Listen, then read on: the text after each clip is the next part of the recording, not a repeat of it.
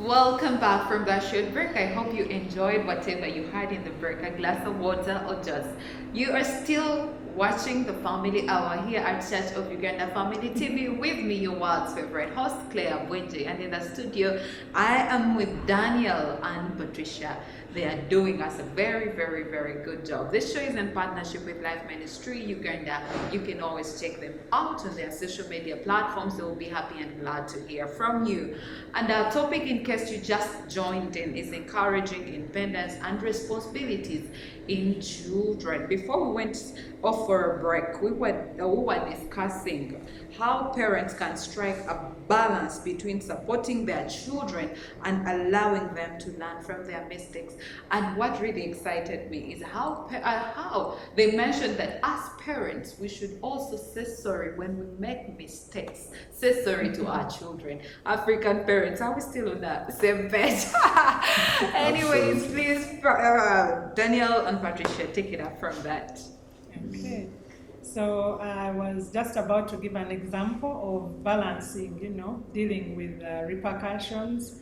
I remember one of our teenagers one time was playing with a catapult, and then the stone flew to the neighbor's compound and broke or cracked a window of a parked car. Oh my God. And so we sat down with him. We said, okay, now this has happened. What are you going to do about it? And because we had already dealt with that issue of if you break something, if you do, damage someone's, make sure there's some sort of compensation or restitution on your part. Don't, just think that you'll get away with it. That way they are more careful with other people's property. And so he said, I have been saving money to buy this. Maybe I'll contribute. I don't know how much it is to repair that, but I'll contribute something. So what we did is we had to, he went and apologized to the neighbor, and then we figured, they discussed how much it would cost. He contributed from his savings. Wow. Yes, he had to sacrifice money he had been putting together. Then we also had to add because it was not enough. And then but he could see that what he did not only cost him, it also cost us.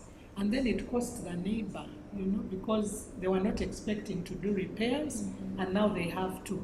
So from that time, when a child goes through that and the siblings are watching, then they realize, we have to be careful. Exactly. Because if we break, I would even tell them in a supermarket, if you walk in that aisle with glass plates or flower vases, you break anything, you're paying for it. If we have to pay for it, you have to refund, so that they are very careful what happens. When they are younger, you pay. But teenagers have reached the age where they have to face the consequences of their actions. So, yeah, that's one of them. It was tough even I know us. I can feel it. When we were young, we used to go shopping with the children, even when we were at a very young age, in the supermarkets, and we didn't really have issues with them. Sometimes a child throws a tantrum in the supermarket, and the parent explodes, and it is a scene, and that kind of thing. And it's simply because they haven't given time. Yeah, everything needs time. A farmer needs time to, cultivate a garden, to look after it, to weed it, for the plants to grow. Parenting also needs time. Exactly. Things don't just happen. You need time with your children. Actually, just being present alone is a very big plus, for parenting and for the children. Being present. Very early in my life, I'm in private practice.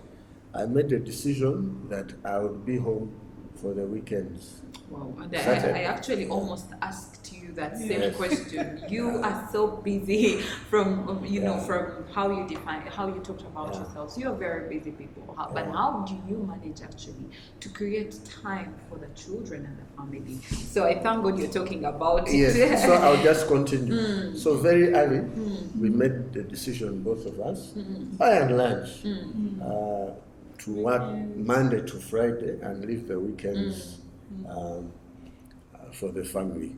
And then not do night hours, working at night. So the other thing is that personally, I try as much as possible not to take work home. So I work in the office, I finish when I finish. So by and large, I have kept to that, not taking work home. So that's the first thing. Then I remember, this is 2024, about 2012, we had a very challenging situation.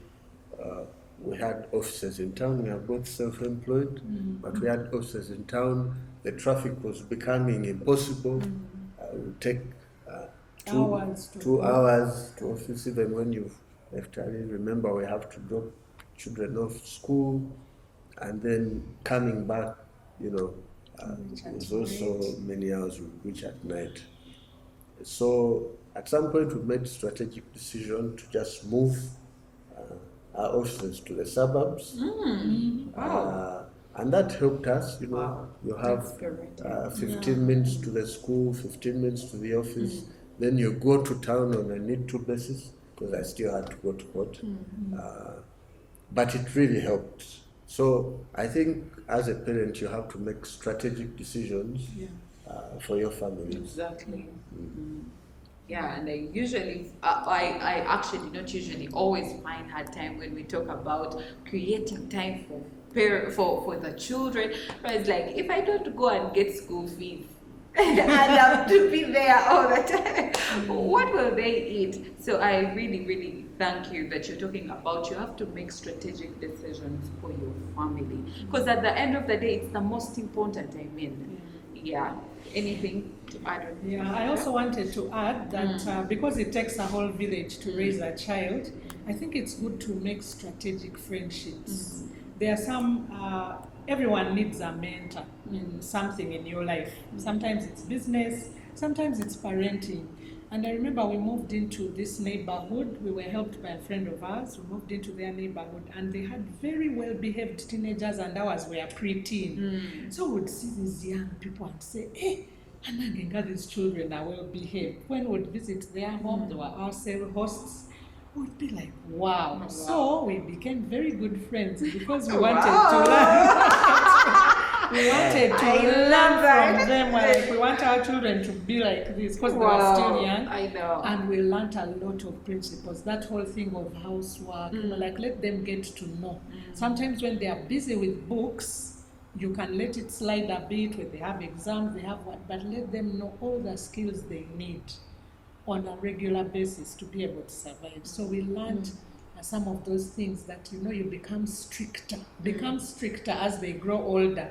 Don't let things go that now they've grown. They'll sort themselves out. No, like become firm. Become, and we also learned about knowing friends, the children's friends and their parents.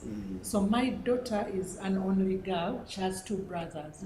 But I had to create a sister community for her. Got close to her friends, and then I got close to her friends' mothers. So every holiday we have to meet at least twice. We can host them, then we are hosted by another mother, then the girls hang out, they cook together, they do stuff together. It's like you're parenting, but not alone. It's a very lonely journey to try and do it all alone, because sometimes your strengths and your weaknesses can sabotage you. So if you see an area where you're weak, you say, but that parent is handling, then you go to them and they can help you. So I think it's good to be able to parent with other parents. Like, look at their children, look at the adults themselves and say, okay, let me work with these people, because you can't do it alone. I appreciate your really intentionality in this. You're called for this, honestly speaking. I just like it. I like it. So, could you please provide some examples of age-appropriate tasks or responsibilities that parents can assign to their children to help them become more independent? If you don't mind, I want to just build on it's okay. something she said earlier about friendships being part of the process of raising the children. So when the children were still young, we told them that, you see now, We are not going to celebrate your birthdays in the ordinary way. Throw parties and what. We are going to do camping. Oh, So we are going to do camping for the boys. for the boys with other dads. So we had we're either 3 or 4 families and would go camping in different places. And then the children would do activities. They would do, what's that thing? What, rock climbing? Yes, they would climb ropes. They would put these wild living, basically. these crates of soda, and then they climb, and then they would go to very high places, but it is secure, zip lining, but it's secure, and they would go, and we have all those pictures, and so they challenge themselves. I know. Sometimes there are issues of fear, anxiety, then you are encouraging them. So we did camps for many years, at least 6 years. We would go every year for camps, and that was very good. It was even good for the parents, Yes. because we would meet and then we would discuss issues that were challenges in our lives. So it was really good. Yeah. Parenting is not a joke, eh? It's No. not, Not for cowards. it's not Total for cowards. commitment. Total commitment. It's actually, I see it actually involves creativity. You have to Yes. be alright. You have to be To so think on creative. your feet. Honestly speaking. Anyways, could Age you- appropriate. Yes, age appropriate. So age appropriate, we mentioned some. Yes, you actually like did. don't give puppies to 5-year-olds. Puppies should be given to 10, 9, 10, around there. Sometimes even there are 8-year-olds who are going on 13, the ones who are mature. So you give them something that they can be responsible for. I remember our neighbor had green, she has green fingers. So I learned from her that actually you can give children sections of your garden and they'll grow something. So because for me it's not my passion, I remember one time I tried to do it with my daughter. I told her, this place, let's plant this. And within a few weeks, the plants had grown with weeds and what. It was a failed project. It wasn't my strength. So what I did, when they had a planting session at my neighbor's place, the children all went there. They learned a lot. They participated. They learned how to weed. They learned, okay, this is what plants need, the kind of soil. Because for me, it wasn't my forte. I couldn't, but when I did that community thing, they were able to learn a lot, which I also didn't know, and they were able to teach me. So it's like when you're doing age-appropriate tasks, there are some areas where you may not be strong, but you can actually get other people involved. Then when it comes to hygiene, cleaning your rooms, washing your clothes, they should start as early as possible. You give them the smaller, like when they are really young, maybe around 4, 5, they wash the smaller bits of clothes, socks, undies. Start learning how to wash, wash that dirt out, hankies. Then as they grow older, the load increases. By the time they are, preteen, they should be now dealing with bed sheets, towels, jeans, like that. Then even dishes, sometimes they were young, they would have to stand on a stool to wash dishes, but it's okay. And they would spend more time smearing themselves with soap, smearing everything around with soap, not the things to be washed, but it's okay. Because they were learning, that they first play with what they are working with, and then after some time they just want to finish the washing and go. So at that age when they can stand on a stool and actually wash things, and you teach them about the soap and what it does, they start learning. And then even if you have a garden, it's a good thing for them to be involved. If you have a compound and you have the tools, it can also be good for them to be involved. The washing cars, I remember our boys learned how to wash cars when they were like early teens, so they can actually wash a car. From the whole thing, they they scrub the tires, wash, clean inside, polish the dashboard, all those things they had to learn. Right now they don't do it because they are very busy with their books, but at least they have the knowledge. If I told them wash this car now, they'll be able to do it. Exactly. So they have to be able to cook, because if they don't cook, they won't be able to eat. The Bible says those who don't work should not eat. And raising those scriptures up, if you're in a Christian home, you just say that people who don't want to work surely should not eat. And then they know that work is imperative, they have to work. Yeah. So you find some love cooking more than others. You find one who doesn't want to step in the kitchen. But you can find things for them to do that they find easier to do. And make sure that at least the basics of cooking they know, because they'll reach a place where you're not able to keep getting money to buy meals. So you have to be able to cook because it saves money. So let's teach them so that they are able to manage the world out there. So as they grow older, even the complexity of the food cooking also, goes up. Yeah, so because when they are very young, there are certain things they can't handle the oven. They can't handle, certain things. Yeah. So age appropriateness is very important, even in terms of like cleaning the house, dealing with dust. Those who have allergy issues, you can teach them, put on a mask before you dust and sweep, so that you don't have those reactions. Because some can use it as an excuse to not to work. But for me, I can't breathe when I sweep. Even boarding school, they know that one Bambi falls sick yet they can actually put on a mask and be able to clean their environment. Yeah, so let's be sensitive to such things and make sure our children are able to. Yeah, and you have something?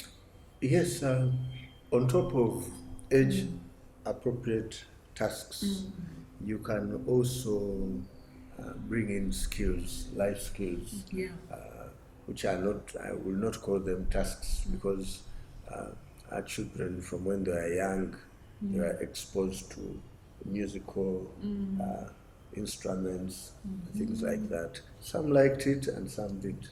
I remember one of our sons, we had a friend who was very passionate about playing guitar and that kind of thing.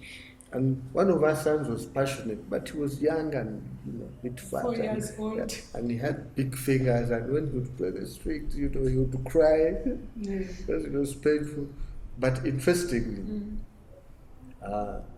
before long, by the time he was 15, he had 10 years experience. Hey, wow. Playing guitar. And like 5 years keyboard. Yes, keyboard. Great. Now that one also does something else. The other thing is, we are Christians, so involvement of the children in ministry from a young age becomes very important. And them being involved in church and their different gifts coming out is part of the training to make them responsible. As I speak now, Sunday they go to church, before 7. Before 7. Around 7. And then they leave at 3. Hey. Yeah. All of them. And they're the ones who tell us, Daddy, Mommy, take us to church. So we have to wake up very early. Because still at a young age, they were trained to love the Lord through devotions. And the devotions in our home, the way they are, we read the scripture and then we start discussing. And then we encourage questions and they ask, but why is this? Why is this? So we had that sort of system from a young age. So on top of, age-appropriate tasks, skills and loving the Lord is something that should be introduced. Wow.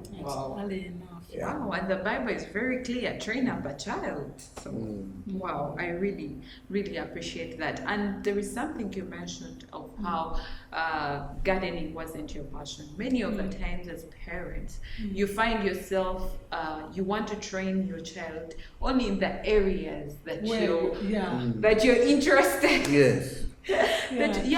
So I don't know, What's your say on that? Like, as parents, what should we do? Any piece of advice to the parents out there? Because, for example, if I love, gadgets and everything, I will train my child in that area. If cooking is not my area, I will not. So, any piece of advice? Yeah, like let's look for opportunities for them to learn, because you never know what skill will save them. There are people who have gone abroad, and because I remember there's a friend of ours who was very good at plaiting hair in high school. She would plait people's hair over the weekend. Wow. There was no money. She just loved doing it. She wasn't being paid for it. But when she went to study abroad and she needed money, that is what saved her. She would plait people's hair and make a lot of money, because salon is very expensive. Very expensive. Very. So that one skill which you think, it's what actually saved her. It helped her to get a lot of money. So she was able to move, through campus life without stressing over pocket money or disturbing her parents. That, I've run out of pocket money, I've run out of this. Like he mentioned, we had a friend who was very good with guitar, music. So because for us, we were not playing any instruments. For me, I have musical ear challenges. So when this gentleman, when we knew that he had that, we connected them. They were able to go. We made sure we buy the instrument. Then we discovered our son loves photography. Wow. So we started high five to him. I love photography too. So we bought a small camera, and then one time we were able to get him a very serious camera, and now it has become something from which he earns money. And so whenever you see your child leaning towards a certain skill, invest. You don't know. Invest time or get someone to help them, tutor them, invest in the right tools for them to practice, and you never know where that will take them. Even gardening, you never know. Being a chef, being able to cook. If you're not that good, look for someone who's really good, so that your child is your upgrade. They know more than you do. Exactly. Yeah. Because they are our upgrade. Exactly. Yeah. Exactly. So they go beyond us. Our children are not created necessarily to do what we did. My children are scientists, my boys. Oh, I dare you are a lawyer. One of them is doing engineering at the university. Wow. But they have very strong passion for science. When they are together, they discuss a broad range of issues, from the planets to the stars. One is more interested in physics and math, the other in biology and chemistry. I didn't like chemistry in school or biology. Neither did I. I loved history. But this is what the Lord has called them to do. So we should encourage them in the things which the Lord has called them to do. Yes. There's one more thing. Independence also means they're able to survive without you hanging around. And one of the things we taught them is to be able to navigate through Kampala, through their environments, confidently. Because we have people who go to university and they don't even know where to get what taxi, and they can actually get lost downtown. So we made sure they are able to navigate downtown, the city. Wow. There's a time they even did a small stint in a shop down that side of, is it Chikuvo, inside there. And they did some work with a friend of ours who had a shop, and they enjoyed it. They will never forget that holiday. They did it only 2 weeks, but it taught them about trading, about stock, about prices, marketing, because the competition is very stiff. They learned a lot of things just in that short time.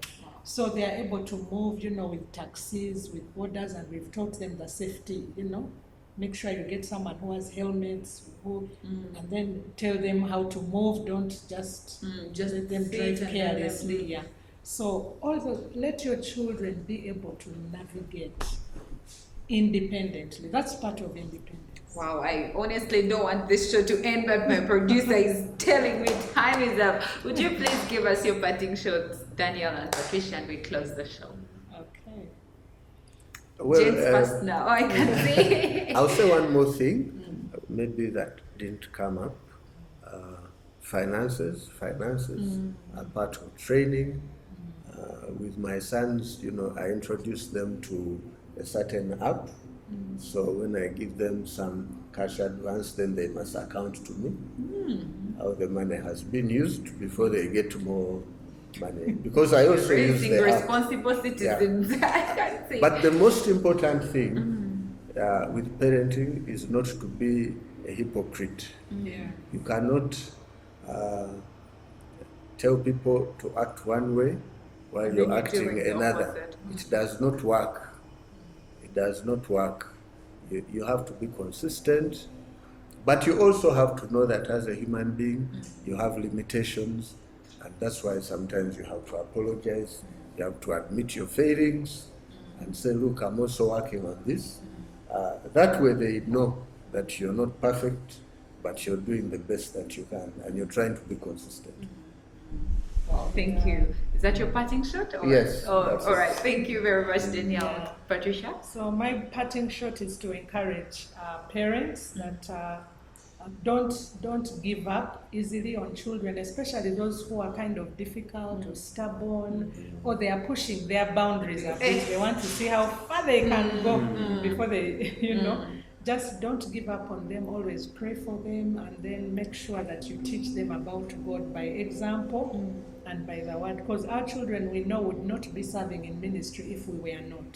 Yes. They wouldn't even think about it. Because that whole thing of having to host people, lead meetings, do what, it's that has taught them that actually this is part of life. We are supposed to be useful members of the body.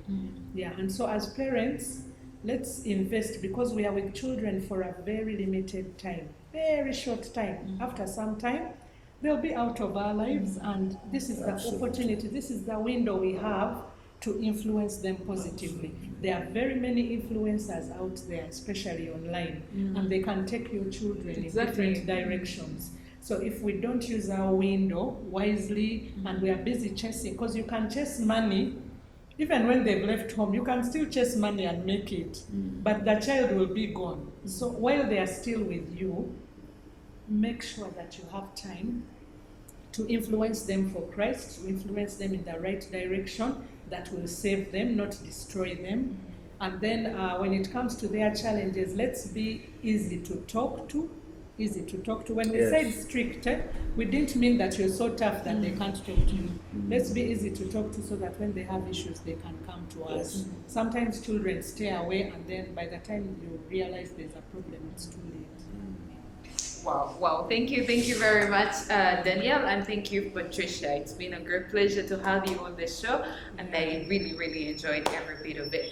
And to you, our dear viewer, it's a great pleasure to know that you are loving on us. Church of Uganda Family TV. This is the Family Hour. My name is Claire Bwenje, your world's favorite host. It is a good night. I'll see you again. I love you. Bye.